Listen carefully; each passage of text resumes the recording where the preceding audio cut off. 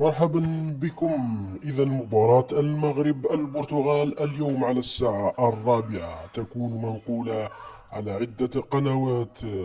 مباراة الدور الربع النهائي لكأس العالم قطر 2022، وتلكم هي القنوات التي ستبث المباراة اليوم مباشرة ابتداء من الساعة 4 مساء.